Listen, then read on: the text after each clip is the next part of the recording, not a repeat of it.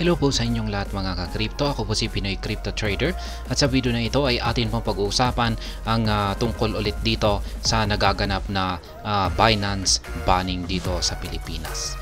Kaya ayan, sabi rito ay wala na ba? Hindi na ba natin makukuha yung ating funds o yung ating asset dito kay Binance? Ayan, yan po yung tanong kasi naban na po itong si Binance dito sa Pilipinas. Ayan, ban na po siya. At ang ginamit po nila rito ay blinak po nila yung website ng Binance. Kaya hindi na po natin ma-access si Binance sa kanilang yan, yung kanilang website platform. Pero ewan ko kung pag may nakaka-access pa sa inyo rito sa kanilang applications. Pero yan na rin po yung pinagtutuunan ngayon ng SEC, ang Philippine SEC. Naghanap po sila ng paraan para i-block na rin yung mobile phone application nito. Ayan, kaya sa tingin ko ay hindi po magtatagal ay baka hindi na rin natin ma-access yan sa ating mga mobile phones. Yan, pero sa tingin ko ay meron pa naman nakaka-access diyan. Kaya ngayon ay yung mga Binance users na gumagamit pa rin kay Binance ay hindi na kaya nila wala na bang ibang paraan para ma-retrieve nila or makuha nila yung kanilang funds kapag na-implement na po talaga yung full banning ng Binance dito sa Pilipinas. Yan po ang ating pag-uusapan sa video na ito. Pero bago po tayo magpatuloy, ay nais ko lamang po munang bigyang linaw ang aking disclaimer kung saan ang nilalaman po ng video na ito ay hindi po ito isang financial advice. For education and information purposes lamang po ang layunin nito. Maliban po dito ay nais ko na rin pong magbigay babala na wala pong kahit anumang group chat ang Pinoy Crypto Trader. At ayan po, ang sabi rito ay the recent ban on crypto exchange Binance has left many Filipino users wondering whether their holdings will be forever lost. Kaya ayan, marami pong mga Filipino users ang gumagamit dito kay Binance at sila po ay napapatanong kung yung kanilang holdings or yung kanilang asset dito kay Binance ay forever lost na nga ba. Yan, or talagang naglaho na nga ba at wala na nga bang paraan para mabawi yan. In a recent interview, Attorney Paulo Ong discussed the Philippine Securities and Exchange Commission's decision to ban the exchange and how it has affected its users. Ayan, ipinaliwanag po ni Attorney Paulo Ong ang lahat-lahat ng dapat po nating malaman dito, in particular po sa mga apektadong users ni Binance. Yan, Binance is not being singled out. Yan, ayon po rito ay hindi yung isinasagawang banning po ng Philippine SEC ay hindi lamang po kay Binance. Yan, yung kung pag sinisingle out ay parang si Binance lamang yung parang pinaka-target nila. Yan, hindi naman daw po ganyan ayon po kay Attorney Paulo Ong. Bitcoin is reported the SEC banned Binance websites and online services in the Philippines. The Filipino regulator requested assistance from the National Telecommunications Commission to protect Filipino investors. Kaya yan, hindi po magagawa ng Philippine SEC na i-ban ang mga websites at saka mga online services ni Binance kung hindi po sa tulong ng NTC or ang National Telecommunications Commission. Ngayon, yung National Telecommunications Commission ay sila naman po yung nagre-regulate sa mga internet service provider natin. Lahat po ng mga communications.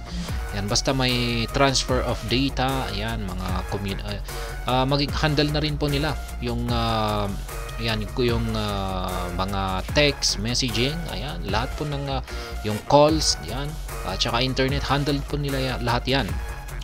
Yan po ang NTC. Kaya sila na rin po yung nagre-regulate dyan.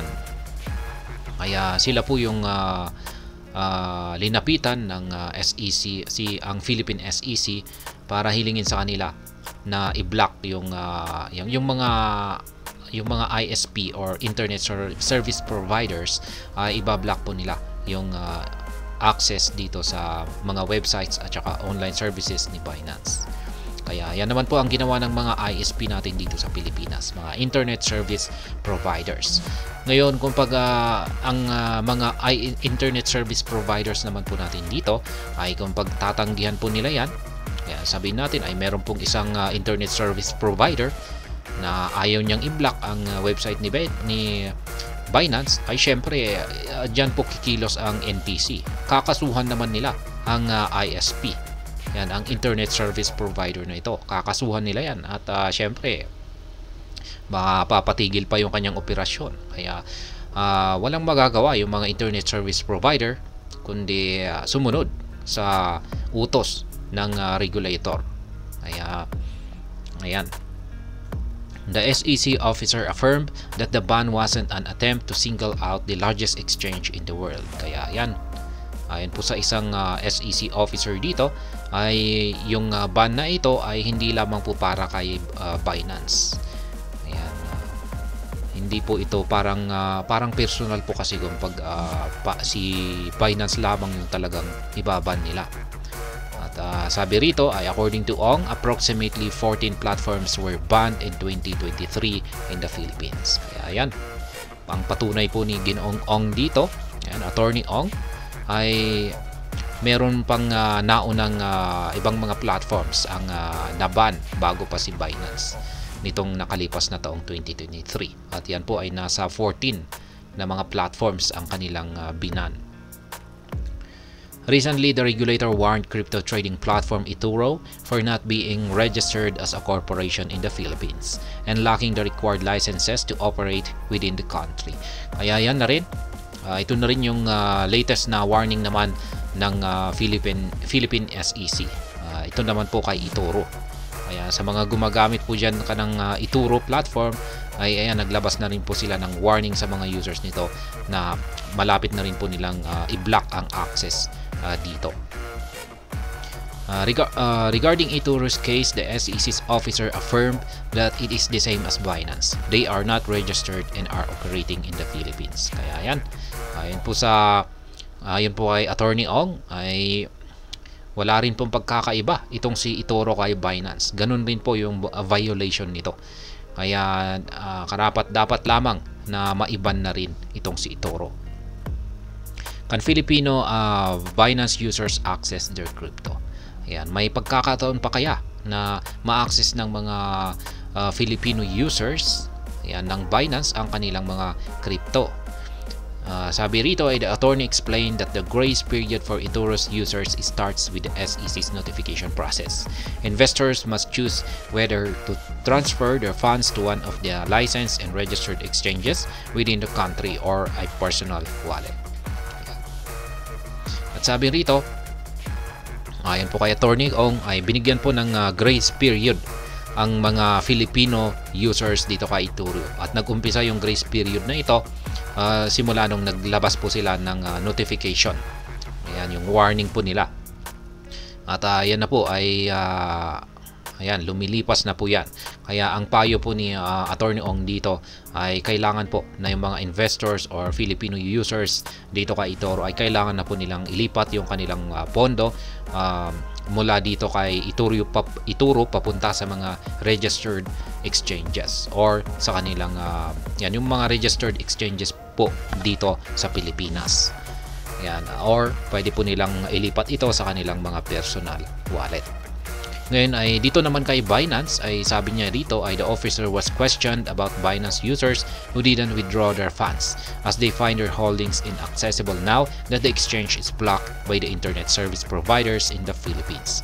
Kaya yan, ang tanong naman dito kay Attorney Ong ay paano naman yung mga Binance users na naipit yung kanilang pondo dito kay Binance na hindi na po nila ma-access yung exchange dahil na-block na ito ng internet service providers dito sa Pilipinas.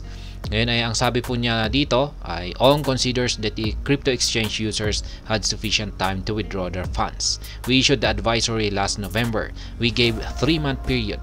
Actually, we extended the period for people to take out their money or investment from the platform. Kaya yan, ayon po kay Attorney Ong ay binigyan na raw po nila ng sapat na oras para makapag-withdraw ang mga Filipino users dito kay Binance. Yan, nag-umpisa pa yan nitong nakalipas na taon na buwan ng November. Yan, 3 months po yan at saka may extension pa daw yan. Kaya yan, sobra-sobra daw po yung kanilang ibinigay na palugit. Kaya wala pong dahilan para bigyan pa ng isa pang pagkakataon ang mga Binance users yan na muli nilang para ma-access ang kanilang funds dito kay Binance. As a result, the SEC officer affirmed that the regulator can't endorse any method for investors to take out their money now that the blocking order is out. Ayan, hindi raw po makakapag-endorso ang itong si Attorney Ong ng kahit anumang paraan para yung mga investors dito ay magawa nilang mailabas yung kanilang asset na naipit dito kay Binance. Kaya ayaw niya. At the time of the interview, the SEC has not received any formal application from Binance or eToro to apply for a license. Kaya yan, hanggang ngayon daw ay mukhang wala pong pakialam si Binance at saka si eToro kung saan ay hindi daw po nila kinokontak ang Philippine SEC para mag-apply ng kanilang application. Kaya application, formal na application para sila ay magkaroon ng lisensya. License to operate. According to the attorney, they have not reached out to do the right thing and comply with the country's regulation. Kaya ayan, hindi daw po nila, ayon po kay Attorney Ong, ay mukhang walang pakialam si Binance at saka si eToro kung saan ay ayaw daw po nilang gawin kung ano yung tama. Yan, at ay parang nagpapakita po ito na ayaw nilang mag-comply sa patakaran ng ating bansa. Kaya yan, para ang masasabi ko naman dito, para sa mga naipit po dyan at hindi po nila mailabas yung kanilang funds dito kay Binance ay ayon po sa iba ay na-access pa naman ang platform ni Binance gamit ang mobile phone o yung kanyang applications. Kaya yan, pwede po ninyong i-access dyan at dyan nyo na lamang po i-transfer sa inyong mga private wallets or sa mga regulated na crypto exchange dito sa Pilipinas. Yung iba naman ay syempre i-check na lamang po ninyo yung comment dito sa ibaba. Marami po tayong mga ka-crypto rito na nagsisisigaw sa kanilang komento na nagsisisigaw ng simpleng paraan kung paano po gawin yan. Kaya yan, check na lamang po ninyo sa comment dito sa ibaba kung paano. Kaya yan, hanggang dito na lamang po tayo sa video na ito. Sana po ay inyong nagustuhan ang aking paliwanag dito. Kung inyo po itong nagustuhan, ay pakiclick lamang po ang like button nito. Para naman po sa mga bago lamang dito, kayo po ay aking inaanyayahan para mag-subscribe. Pakiclick na rin po ang bell icon nito dahil ito po ang siya magsisilbing notification nito sa mga bago kong videos na akin pong ina-upload sa aking YouTube channel na ito. Marami pong salamat sa panunood, ingat po tayo lagi at God bless po sa ating lahat.